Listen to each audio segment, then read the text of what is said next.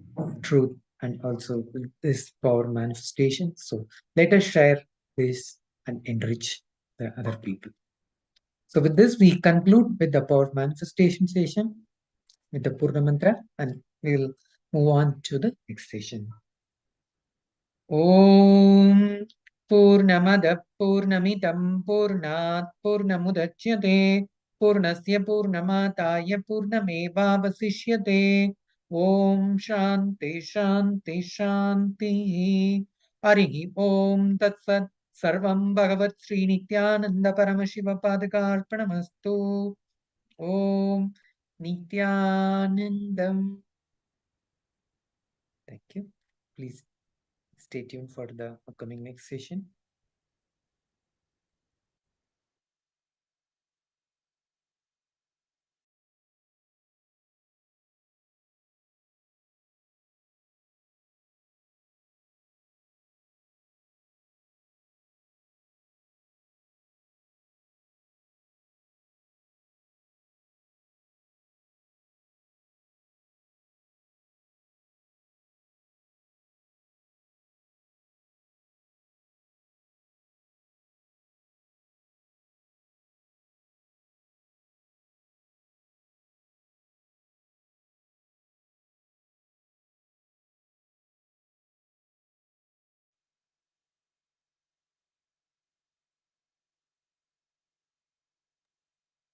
Yes, we are going to have the session on the Ishavasya Upanishad, seeking.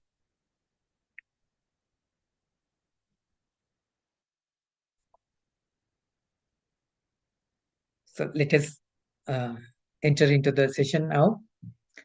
Our Bhagavan Sri Nithyananda Paramashivam is going to give the powerful cognitions in this session for all of us.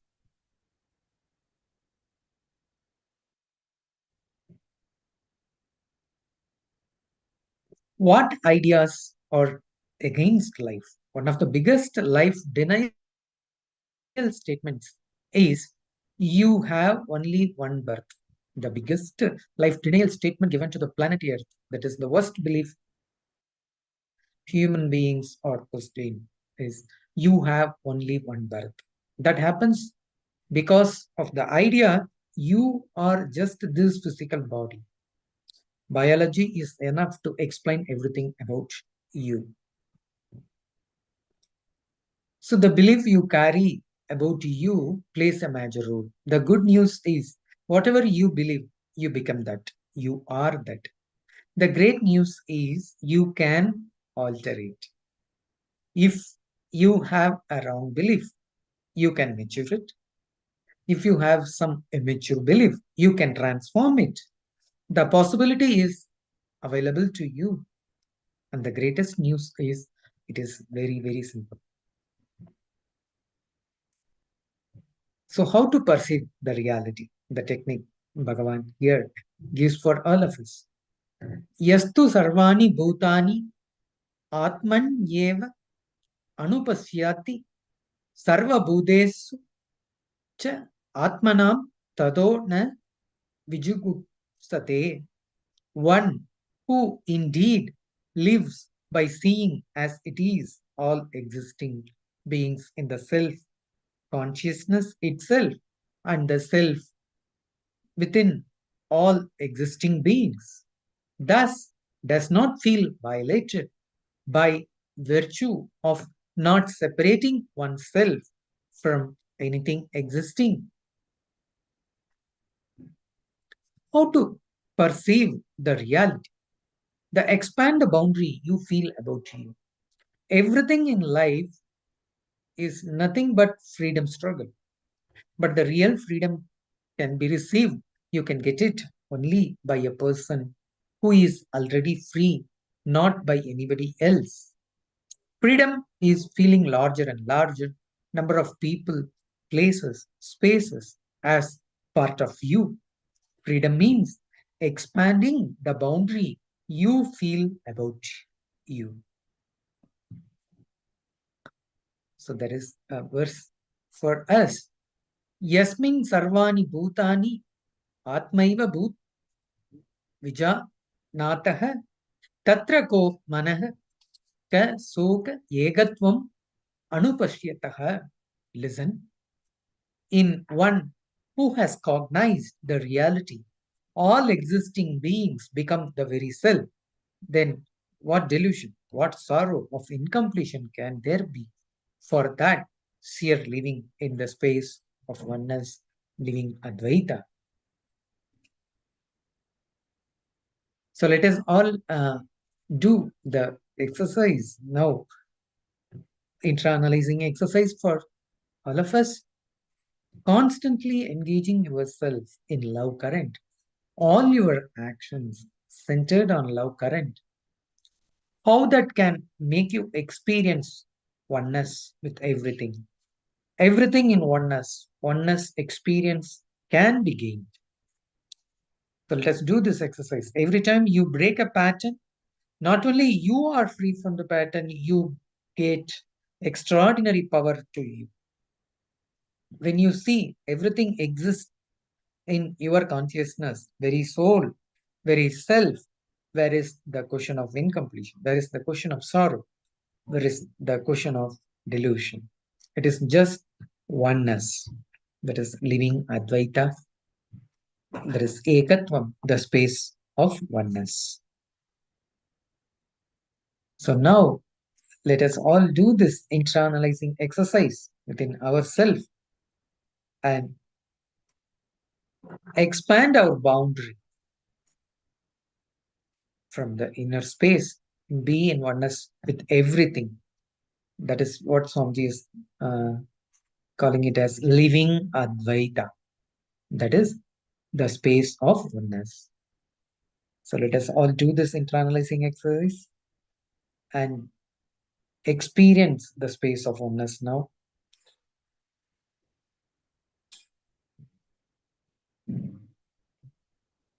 Nithyananda Paramashivoham. Om Nithyananda Paramashivoham. Om Nithyananda Paramashivoham. Om Nithyananda Paramashivoham. Om Nithyananda Paramashivoham. Om Nithyananda Paramashivoham. Om Nithyananda Paramashivoham. Om Nithyananda Paramashivoham. Om Nithyananda Paramashivoham. Om Nithyananda Paramashivoham. Om Nithyananda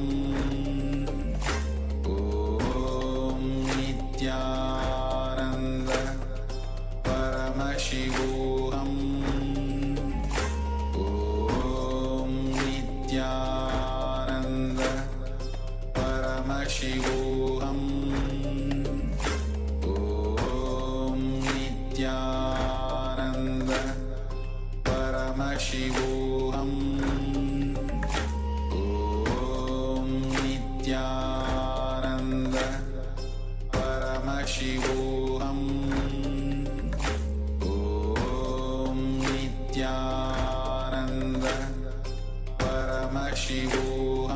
Paramashivoham. Om Nithyananda Paramashivoham.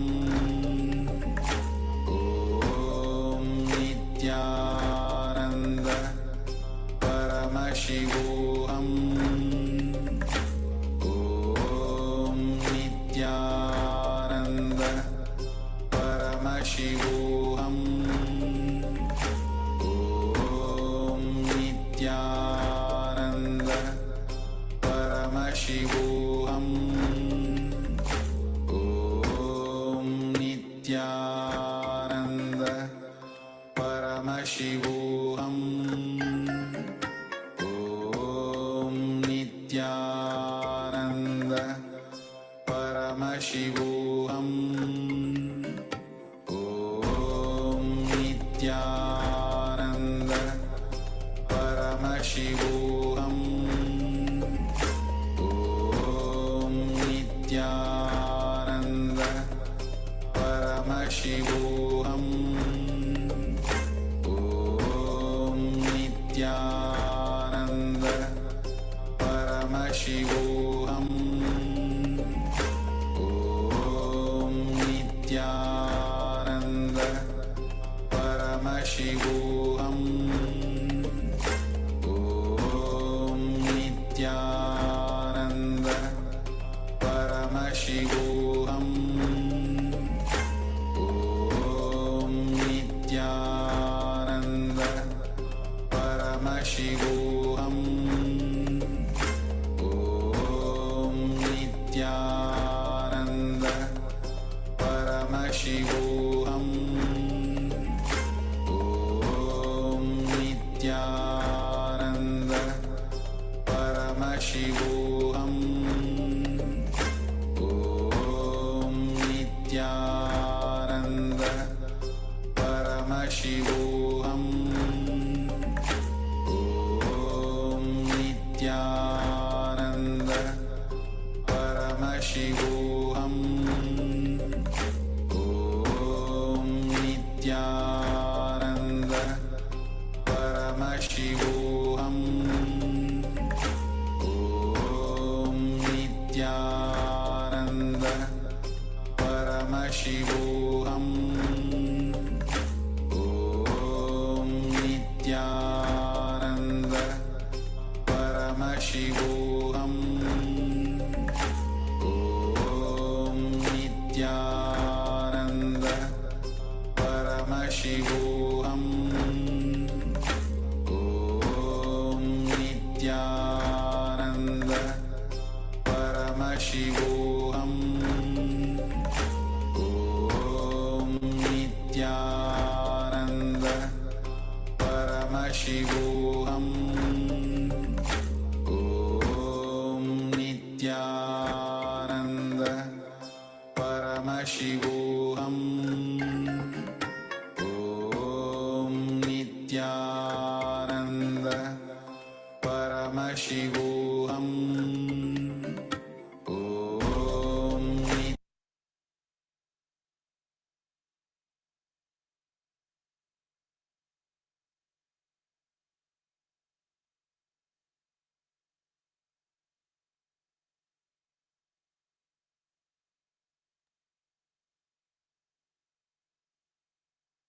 Yes.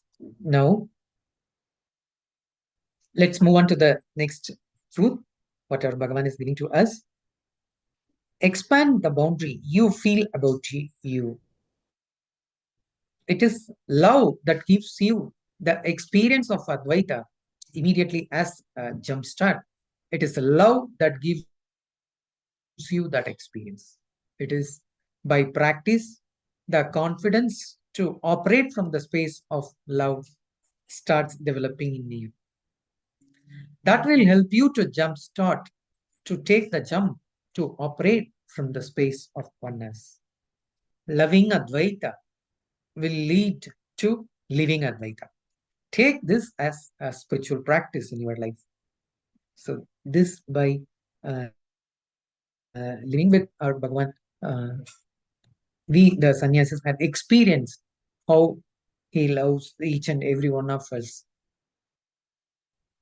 He is basically all 24/7. He is in the space of living Advaita with each and every one of us. That's why his love for all of us is like it is a continuous and it is eternal.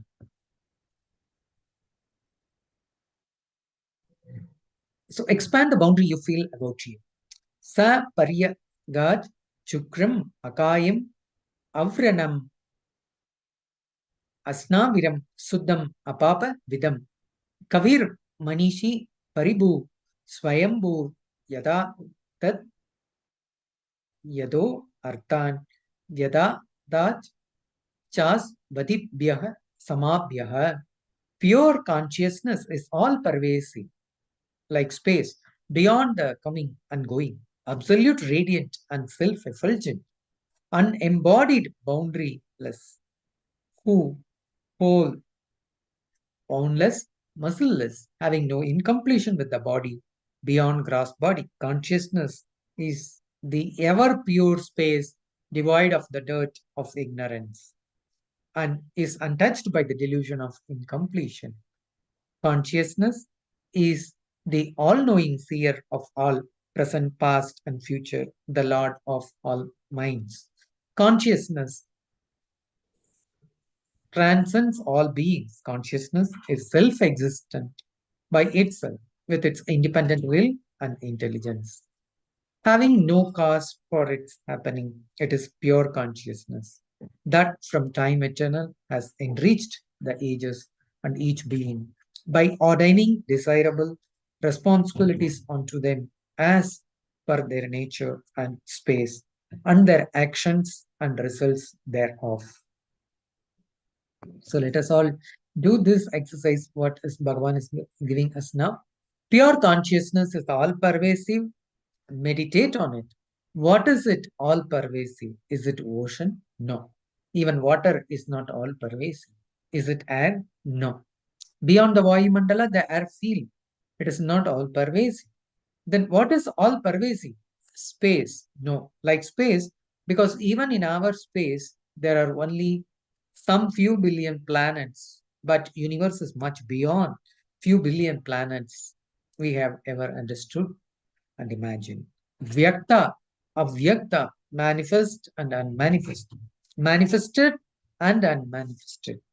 Vyakta, avyakta, manifest and unmanifest. Meditate on it. Meditate on it. And let us do this exercise now. If you catch the subtlest understanding about consciousness, you will just know it's you. You will start falling in love with it. You will know it is you. You will fall in love with only things which you feel as you are part of you, not anything else. So let us all do this exercise of all pervasiveness that you are experiencing from your pure consciousness.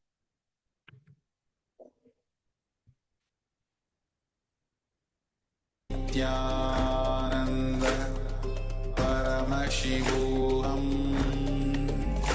Om Nithyananda Paramashivoham Om Nithyananda Paramashivoham Om Nithyananda Paramashivoham Om Nithyananda Paramashivoham Om Nithyananda Paramashivoham Om Nithyananda Paramashivoham Om Nithyananda Paramashivoham Om Nithyananda Paramashivoham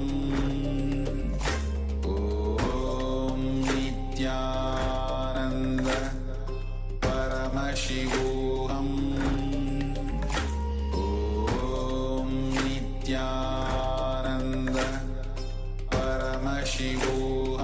Paramashivoham Om Nithyananda Paramashivoham Om Nithyananda Paramashivoham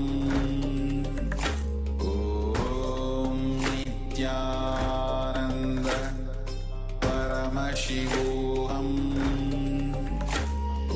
Om Nithyananda Paramashivoham Om Nithyananda Paramashivoham Om Paramashivoham. Om Nithyananda Paramashivoham. Om Nithyananda Paramashivoham. Om Nithyananda Paramashivoham. Om Nithyananda Paramashivoham. Om Nithyananda Paramashivoham. Om Nithyananda Paramashivoham. Om Nithyananda Paramashivoham. Om Nithyananda Paramashivoham.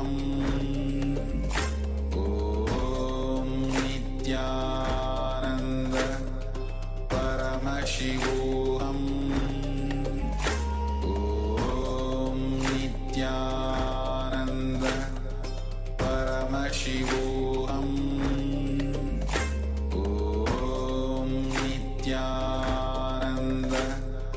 Paramashivoham. Om Nithyananda Paramashivoham. Om Nithyananda Paramashivoham. Om Nithyananda Paramashivoham. Om Nithyananda Paramashivoham. Om Nithyananda Paramashivoham. Om Nithyananda Paramashivoham. Om Nithyananda Paramashivoham.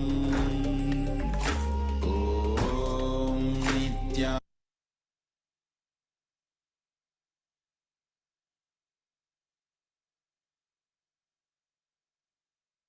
Yes, we'll move on to the next truth, the powerful cognition. When you contemplate what is it beyond space, out and in, what is that? That fills everything. What is it that makes everything run? What is that is source of you? So andam tama pravisyanti ye avidyam upasate tado bhuya ivate tamo ya vidyayam rataha. Those who worship avidya, the ignorance that wields the true knowledge of true consciousness, enter into blinding darkness, but into greater darkness of ignorance than that enter they do. Considering themselves as learned or engaged in vidya, the incomplete knowledge acquired for vested interest, characterized by impure truth about consciousness. When you enter into the search of spiritual knowledge seeking, you will have such a liberating truths about freedom, all powerfulness. All these great truths will be told, but be very clear. Unless they become experience, don't try to mess up with the concepts of freedom. So when you start worshipping the knowledge for the sake of knowledge, you become embodiment of Vidya, knowledge. All the spiritual truths expressed in this Upanishads, like you are the consciousness, you are untouched, never come and go, you are the source of action results. All these are all highest possible strategies for your life. Anyad evahur vidyaya, anyad ahur avidyaya, iti sushuma dhiranam ye nastad vichakshire. It is said that by vidya, the knowledge cognized from the right context of grasping the truth, consciousness and superficial knowledge acquired from the wrong context of grabbing. Without cognizing the innate subtle truth, certainly a different result is achieved. Similarly, it is said that by avidya, the authentic actions and ignorant actions done without grasping the truth consciousness, a very different result is achieved.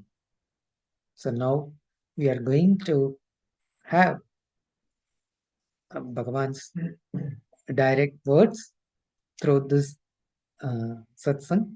So let us come to the space of listening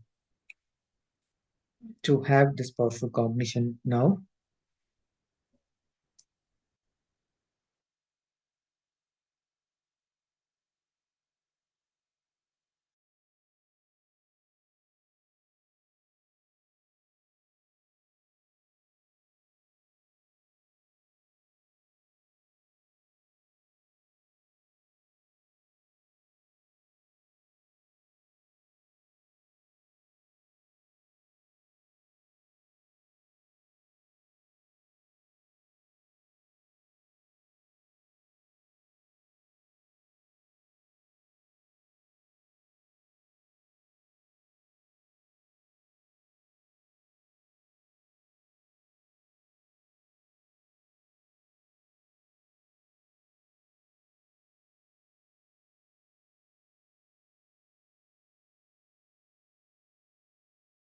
नित्यानन्देश्वरि मध्यमाम्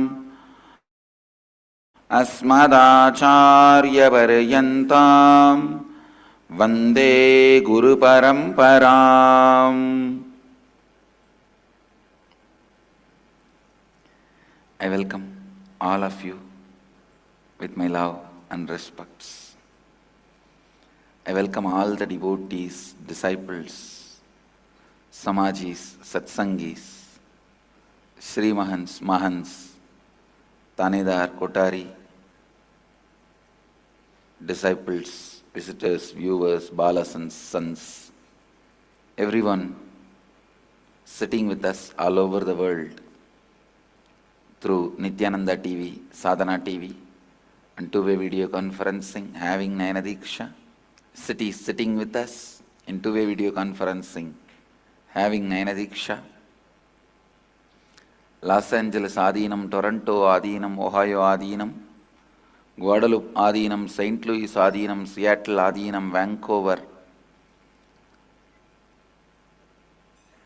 St. Louis Adinam, Kuala Lumpur Adinam, San Jose Adinam, Oman Adinam, Tiruvanmiyur Adinam, New York, Houston Adinam, Puduvai Adinam, Madurai Adinam, Dubai Adinam,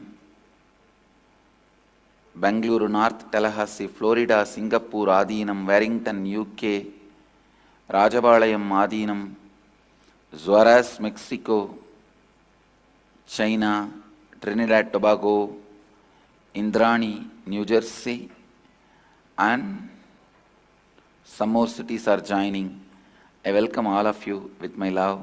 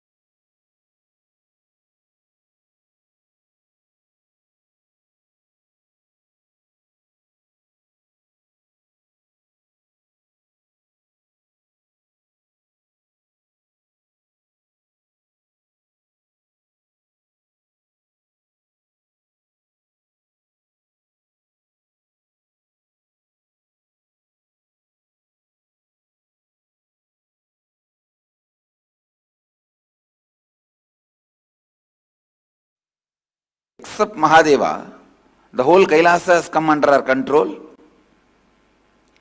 So even Nandi was not able to handle her. Nandi gave up. She was almost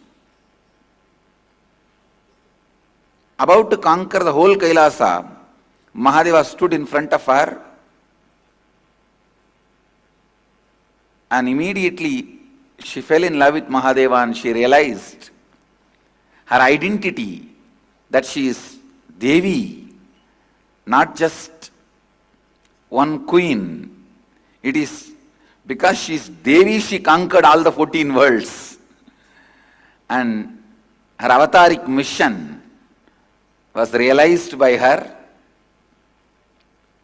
Then Mahadeva smiles at her and says, all right, go back to Madurai, I'll come there and marry you. Because of Mahadeva's assurance, she comes back and the Digvijaya is celebrated today. Devi is gracing on Swarna Nagavahana, the golden snake vehicle, which is embodiment of Kundalini Shakti. Let's receive her grace.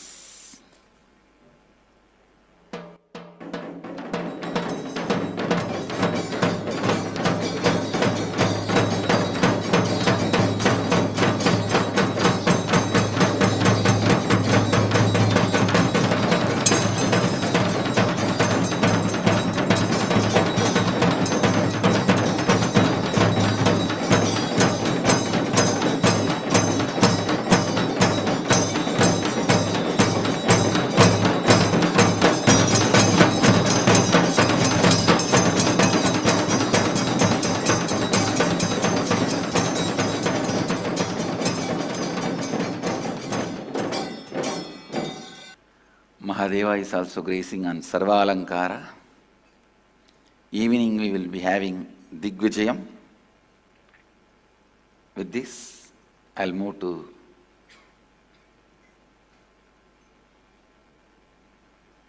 tenth verse of the Isavasya Upanishad. Please recite along with me. Anyadeva huruvidyaya Anyata huravidyaya Idi shushruma dhiranam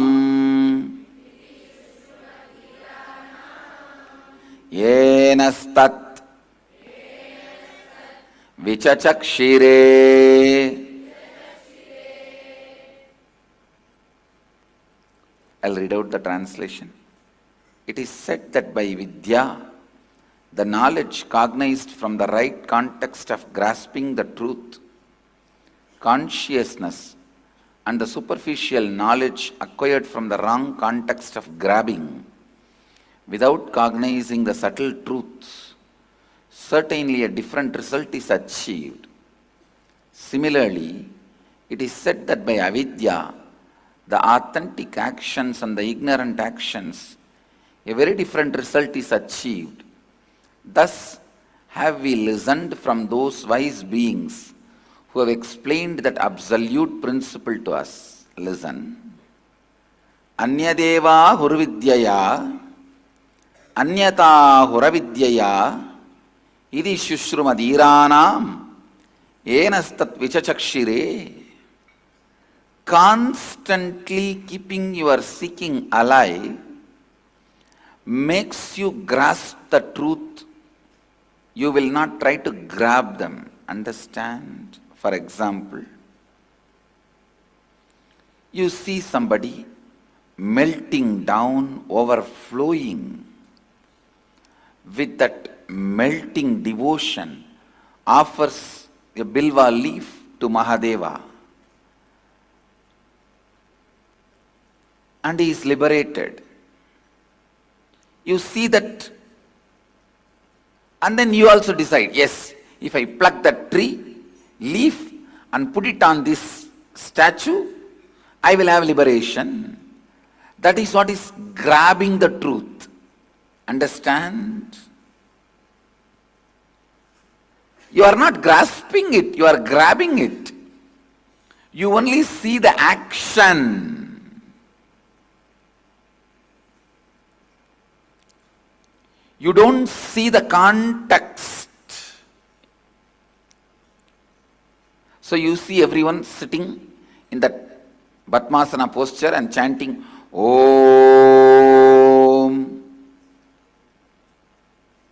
and all the rishis enlightened.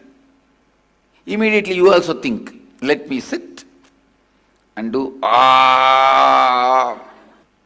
That is only grabbing the truth, not grasping. Grasping means understanding the context. All the problems everyone faces in the life is trying to grasp, trying to grab, not to grasp. If you try to grasp the truth, you will have the approach of love towards the truth. Don't have the approach of a result towards the truth. All right, this is what I want. You want to say that I should sit and chant Om? Okay, I'll do. How many hours I have to do? It's not a bank account. 20,000 times you chant Shiva, Shiva, Shiva and put it in the bank account and Mahadeva has to appear and give you what you want. Now, most of the time, you try to only grab. You are asking, give a set of rules, standard instruction, give. I'll do that. If I can't, what should I do? Give the plan B, plan C. And understand, all the religions which caters to your mind, which tries to grab the truth.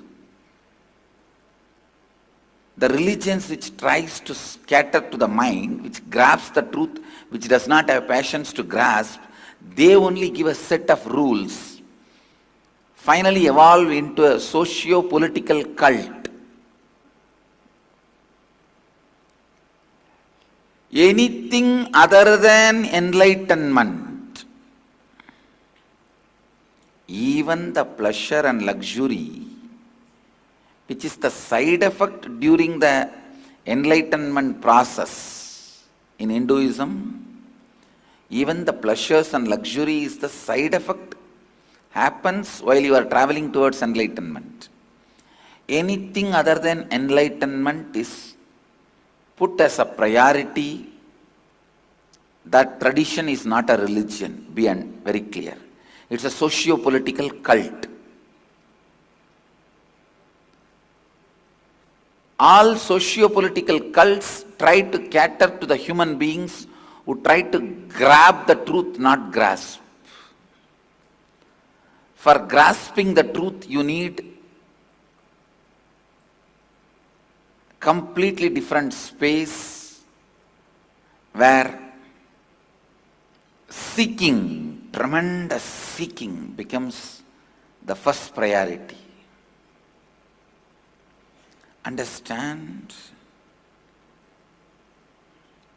When you are trying to grasp the truth, you will look in, wow, how can this simple act, he goes and plucks one bilva leaf from a tree, bilva tree, and offers it on a statue. How can such a simple act liberate him? Why is he so blissful? Why is he in ecstasy? If you approach the happening with tremendous love, you will grasp the truth. You will grasp the truth. You will understand something more than the action is happening. He is having a different context altogether. He is having a different context altogether.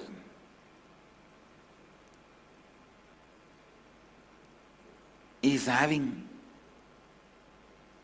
some higher possibilities opening up to him.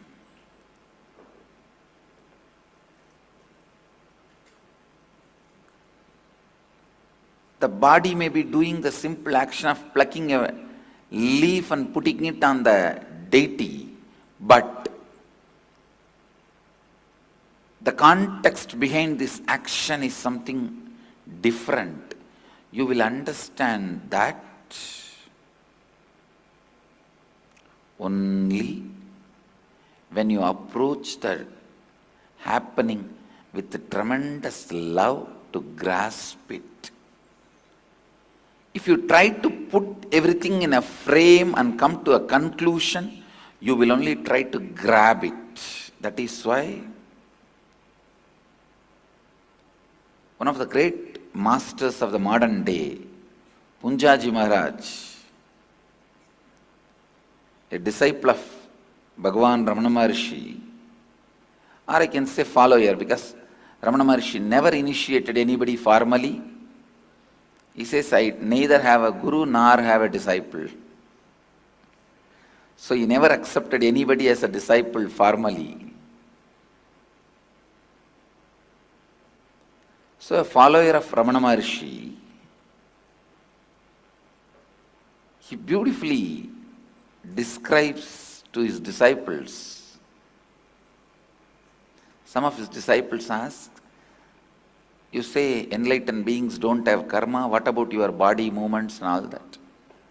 Punjaji says, who says I am moving? I am not.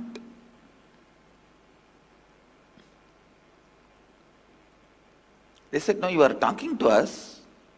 He says, no, because you expect I should be talking. You get the response I am talking. Otherwise, I am not doing anything. He disowns the responsibility of the very action he is doing by that very action. By talking, he declares he is not talking. And he is true. He is true.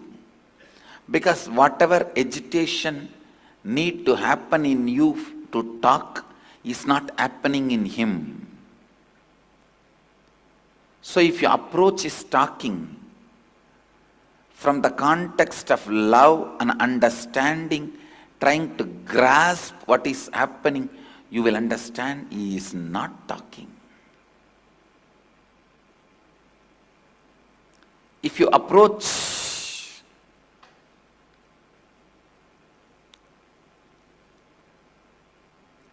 a master without patience, trying to frame him into your mold, your frame, trying to grab him as you want,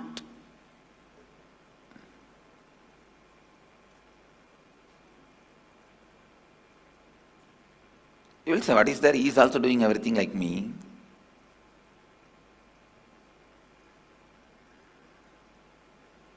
You will only be grabbing the truth. You won't be grasping. Approaching the world, approaching God, approaching Guru, approaching yourself with tremendous love, patience, and the context of grasping the truth is seeking. Approaching everything with tremendous love and patience from the context of knowing the truth, wanting to know the truth is grasping, seeking. If you are approaching the truth with the mood of grabbing, framing it, making it as a utility value, you are trying to make a frame out of life, soon you will be tired and bored. Understand? Approaching God, Guru, life, yourself, everything with tremendous love and patience to know the context, to grasp the truth about it is seeking. I am defining seeking. Seeking means approaching you, approaching God, approaching world, approaching Guru, everything with tremendous love and patience, passiveness. Try to grasp what it is with the world. Have patience, love. Try to grasp what it is. Don't try to frame. Don't try to relate with agitation.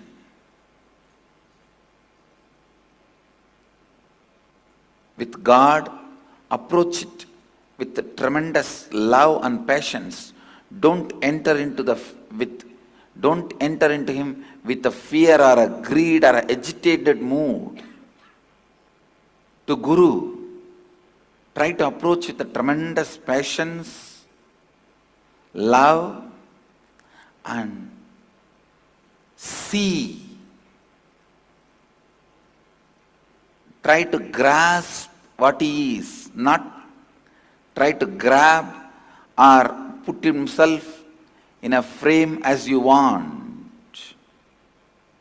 And even about yourself, try to approach with tremendous patience. Tremendous patience. What you need to achieve, what you want to do, what your plans and visions are, when they are becoming real day by day, when you are realizing them day by day, celebrate it. Approach yourself with tremendous love, patience, not with agitation, taking yourself for granted. Taking yourself for granted. Understand? Anyadevahur vidyaya anyatahura vidyaya iti shushrumadhiranam enastat vichachakshire. Again and again understanding the context and trying to grasp the subtlest truth of everything is seeking. Seeking means approaching everything with tremendous love and patience and try to grasp the truth and context, not grab. Without cognizing the subtle truth, not grab.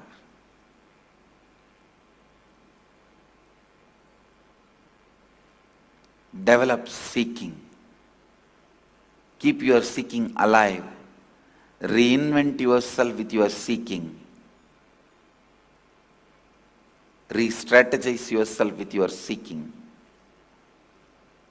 That is the basic truth this verse of Upanishads want to describe. Today's subject for Vakyartha Sadas again, seeking. Seeking, seeking, seeking.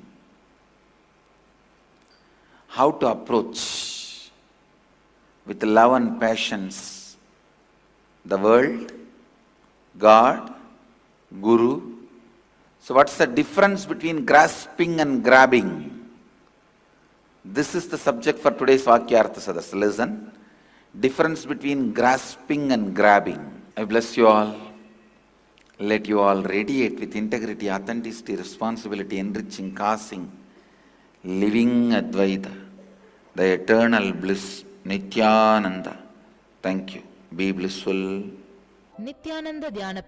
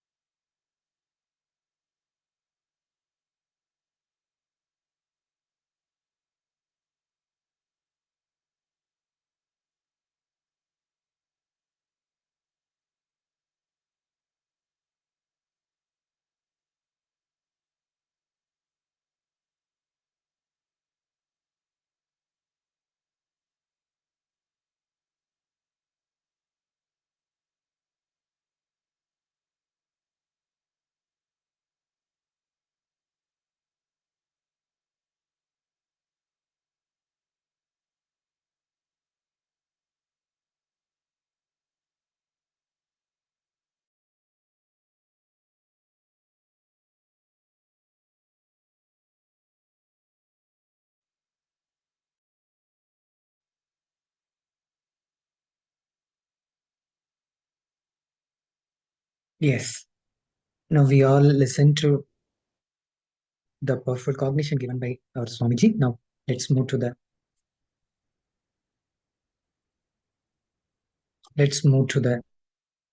next truth. Expand the boundary you feel about you with seeking. Vidyam cha vidyam cha yastat vedo bayam saha avidyaya mrityum tirtva vidyamritam ashnute.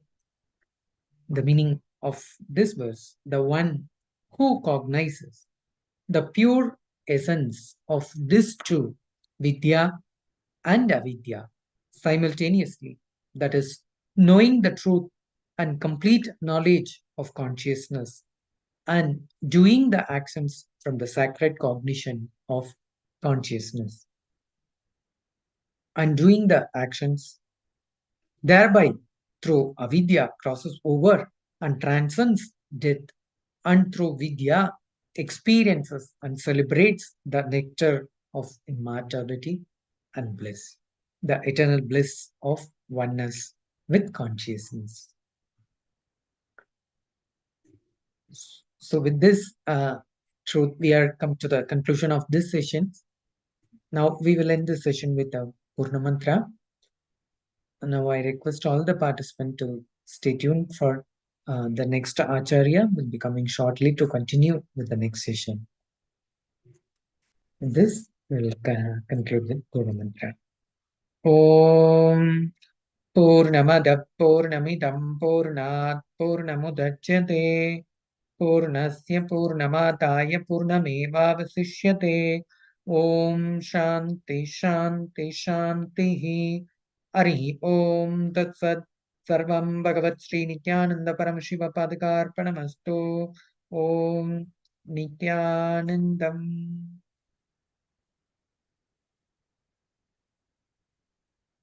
Thank you, Nithyananda.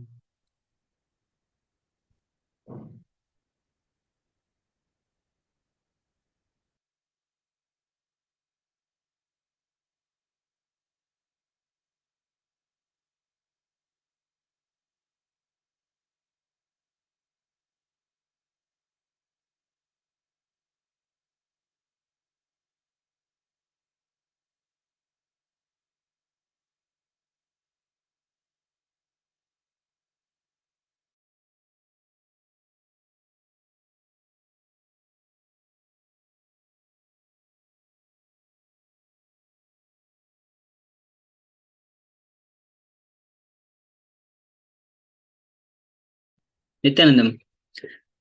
I welcome all of you on day 2 of Paramashivoham level 2. Now we'll be continuing our next session. So let's join our hands and let's chant the Sadguru Vandanam. Nithyanandam Paramasukadam Kevalam Jnanamurtim Dvandvatitam Gagana Sadrusham Tattvamasya Dilaksham Ekam Nityam Vimalamachalam Sarvadhi Sakshibhutam Bhavatitam Trigunarahitam Sadgurum Tam Namami. Yes. Now, as we continue, I hope all of you are enjoying this powerful sessions. The last session was on seeking. Now, we move on to the power manifestation session. Before we move on, let's quickly go through the security measures. KAILASA's National Security Agency's mandatory security measures. Please make sure that photo, video, and audio recording of any kind is strictly prohibited during all the sessions. Be always on the mute. And throughout the class, throughout the sessions, please be available on the camera. And prior attending to this program, make sure you consult your doctor, as not all the exercise process techniques included in this program might not be suitable for everyone. Yes. Now, let's enter into the power manifestation session. manifesting the extraordinary powers of divine. Before we begin, let's quickly arrange and set up before we begin. The first thing you need to have is the copy of Living Enlightenment book. You can have the pen, paper, and then opaque cloth or the eye band to cover your eyes. The fifth object is the round object or a fruit, or it can be a coconut. Now the sixth item is the camera with the timestamp to record the power manifestation which you're doing. So please take few moments as you set up the camera to record the timestamp. Now we'll be going through the instructions of manifesting the power. The first is sit with cross-legged on the floor, and if you're not able to sit on the floor, you can sit on the chair. Make sure that your head, neck, and spine are in a straight line. Now, the second instruction is visualize Paramashivoham has come down as Bhagwan Nithyananda Paramashivoham from KAILASA. Remember Paramashivoham in your third eye. The next step is sit with this powerful cognition and meditate on it. Think intensely that you are Nithyananda Paramashivoham. Anything else you think as your identity is delusion. Just simply drop it. Sit with the cognition you are Nithyananda Paramashivoham. Be in absolute unclutching, complete completion, and in oneness to experience the state, space, and powers of Paramashivoham. Do the intense japa or japa of Om Nithyananda Paramashivoham.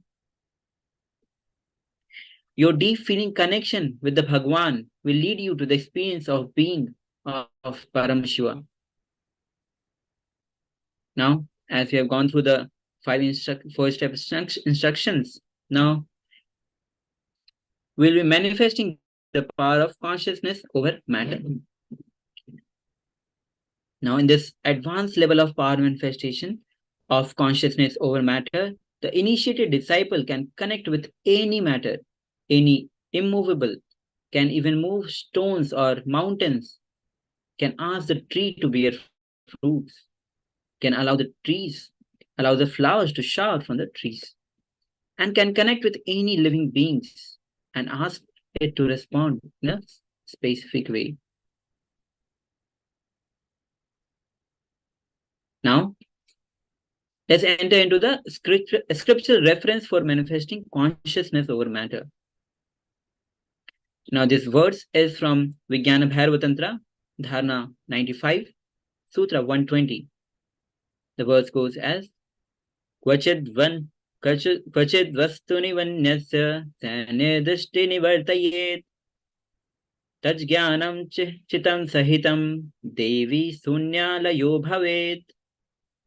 Bhagwan Paramashivoham says, having fixed one's eye on a particular object, one should slowly withdraw the sight from that object, as well as slowly eliminate the knowledge of that object along with the thought and impressions of it. Then, O Devi, one abides in Shunya, the state where there is nothing other than this exists, which is the state of all-inclusiveness or infinity. Now, we are moving into the actual manifesting of consciousness over matter, which is moving the coconut on the hand. You have to move the coconut on your right hand. So, these are four-step guidelines. The first is open the Living Enlightenment book and receive the powerful cognition from this book. This is a very important step. So please go ahead, take a few moments and receive the powerful cognition from this book. The next step is that you have to turn on your video recording. Place the coconut on your right palm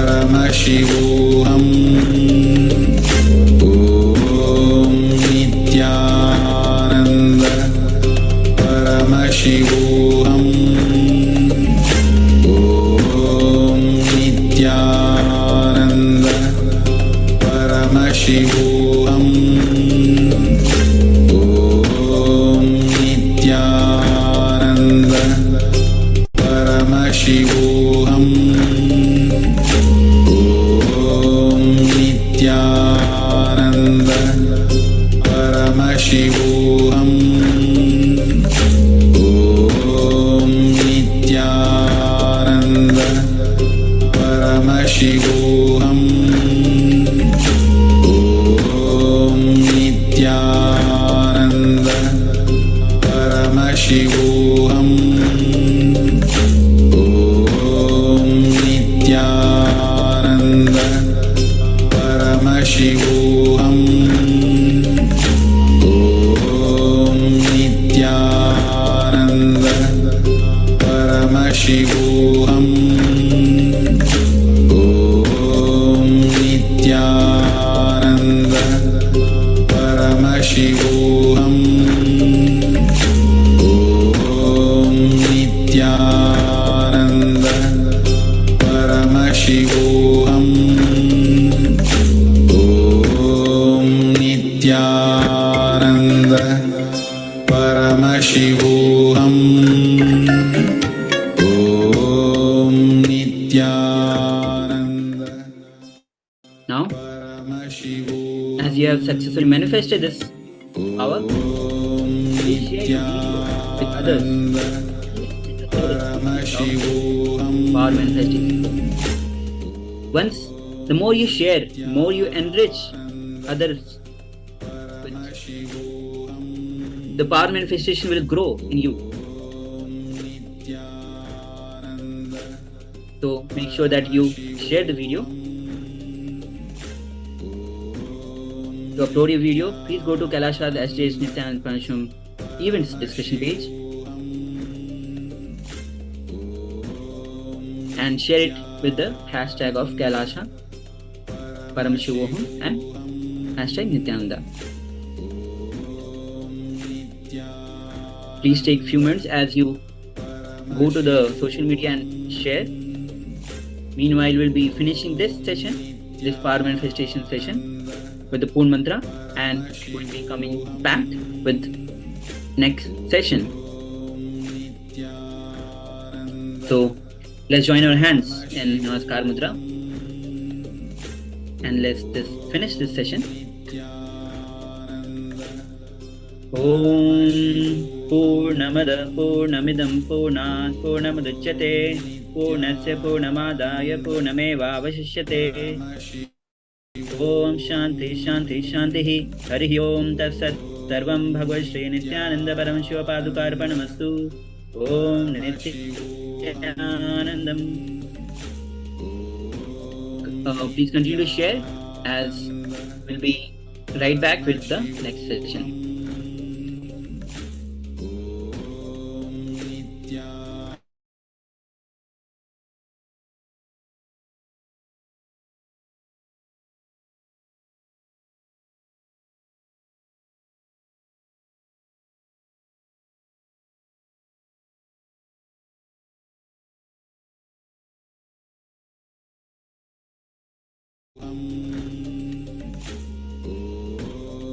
Yes.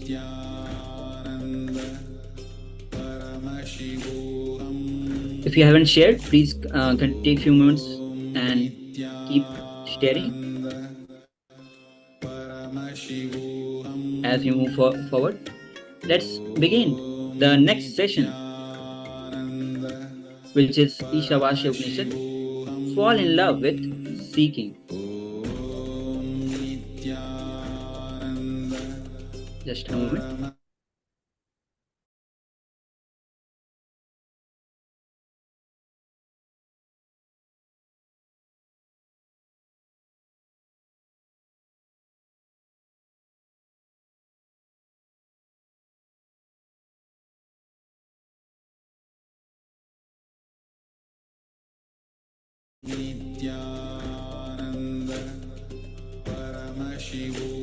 Yes.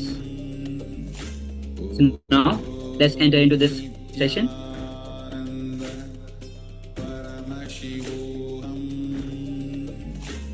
Now, the question is how to experience consciousness. And the answer is seeking. So let's understand what is seeking. Seeking is your innermost core pain. Understanding it has not yet expressed its full potential. Your innermost core decision is to be free, to be awakened.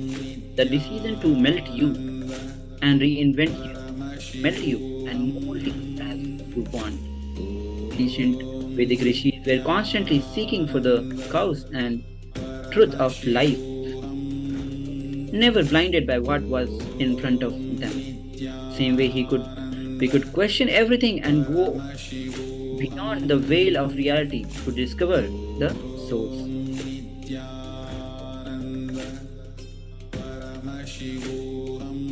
Now, is a beautiful verse which goes as Sambhutim cha vinasam cha yastad vedo bhayam saha vinasena mrityum tidva sambhutyamritam shnute. The translation of this verse is one who cognizes the pure essence of these both, the imperishable consciousness and the cause of manifestation, and the destructible, the perishable, manifested entities simultaneously, such a person completes with the fear of death and transcends death by worshipping or by knowledge of imperishable entities, and reach the imperishable consciousness and celebrates the nectar of immortality and bliss, the eternal space of oneness. Now, we need to ask ourselves, what are you seeking in your life? Let's perform this exercise. Never choose perishable, inauthentic entity, impermanent idea, concept that will naturally become poison in your system. Cognize what is perishable, inauthentic ambition in you. What are you worshipping in life? What you think as goal of your life? Yes. So take this exercise sincerely, as this is going to determine the path of your life, the seeking in it. So please take 10 minutes of your time and do this exercise authentically. Om Nithyananda Paramashivoham. Om Nithyananda Paramashivoham. Om Nithyananda Paramashivoham. Om Nithyananda Paramashivoham. Om Nithyananda Paramashivoham. Om Nithyananda Paramashivoham. Om Nithyananda Paramashivoham. Om Nithyananda Paramashivoham. Om Nithyananda Paramashivoham. Om Nithyananda Paramashivoham. Om Nithyananda Paramashivoham. Om Nithyananda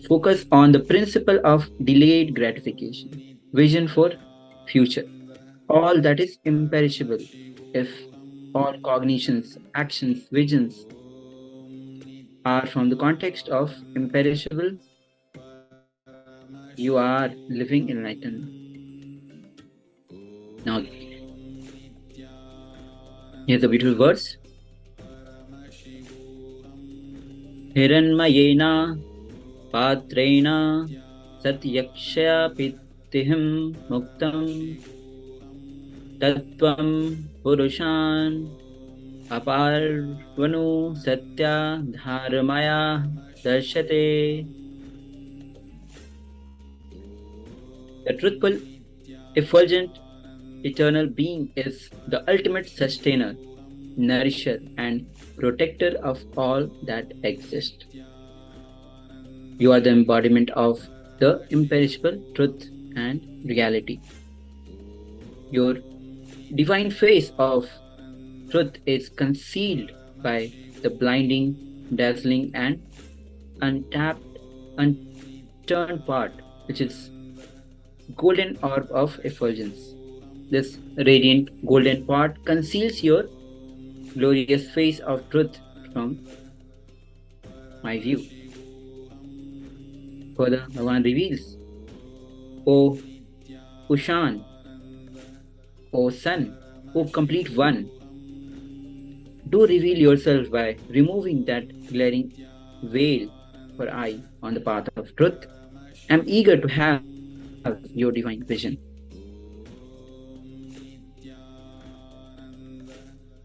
Now, next step is to reinvent yourself. There is a part of you which never dies, which is eternally alive. Your consciousness, your energy. When you fall in love, your capacity to reinvent yourself is awakened in you. Same way, when you fall in seeking, capacity to reinvent your very core consciousness gets awakened in you.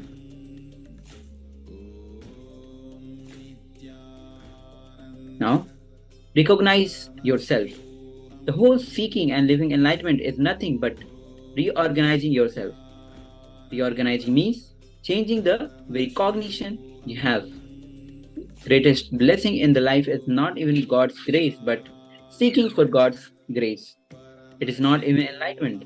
It is seeking for enlightenment.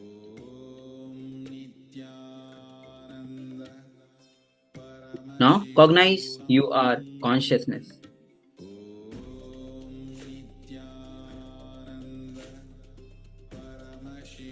O Pushan, the consciousness, who is the nourisher, sustainer of all, primeval, solitary traveler, the disciplinary principle of all, is like the bright, effulgent sun and is the Lord of entire creation, which is his subject.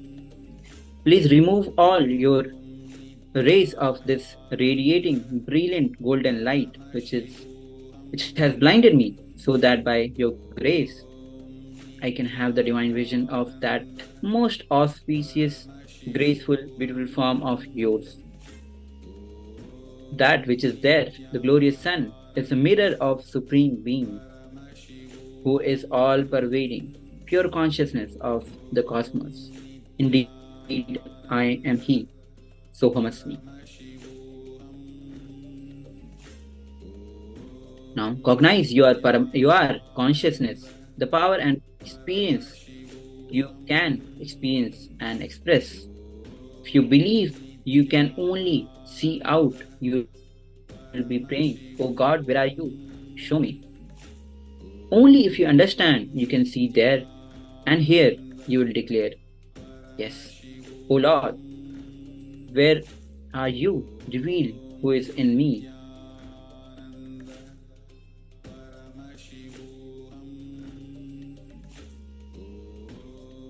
Now, how to experience consciousness?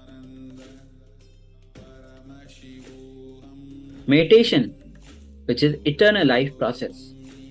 The 17th verse of Ishavasya Upanishad is one of the most powerful spiritual practice it's given. This process should be called as eternal life process.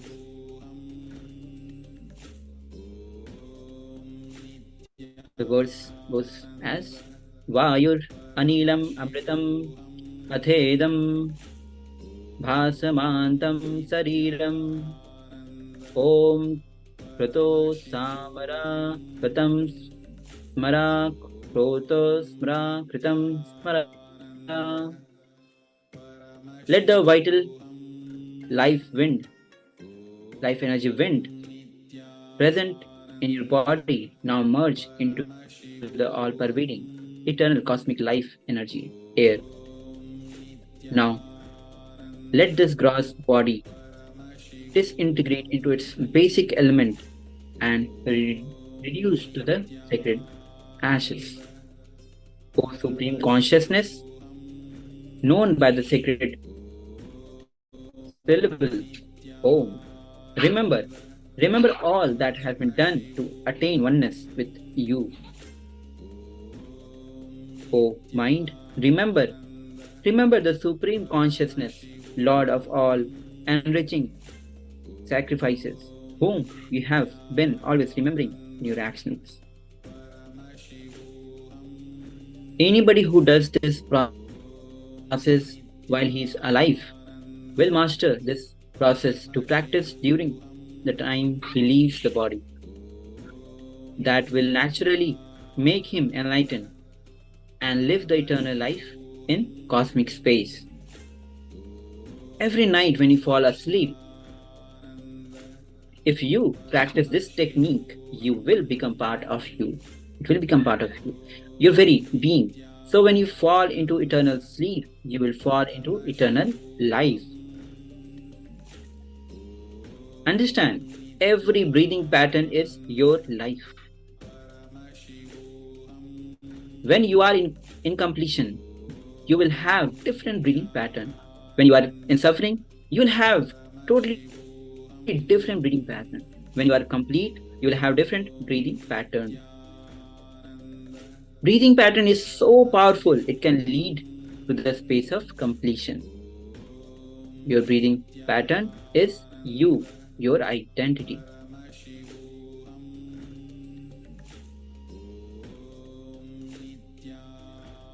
Now, we are entering into the process itself.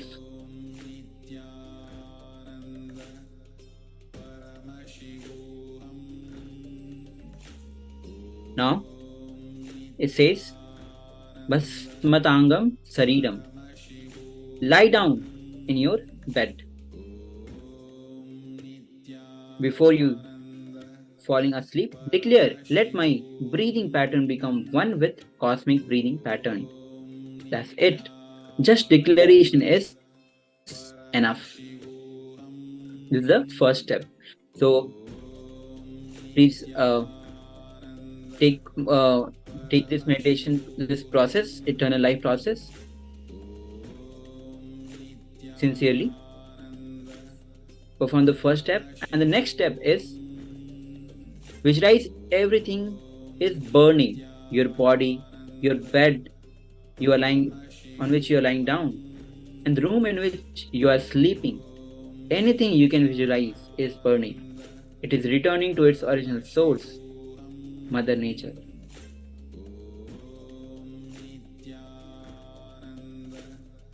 So, take 15 minutes of your time and do this eternal life process sincerely. So let's start. Paramashivoham. Om Nithyananda. Paramashivoham. Om Nithyananda.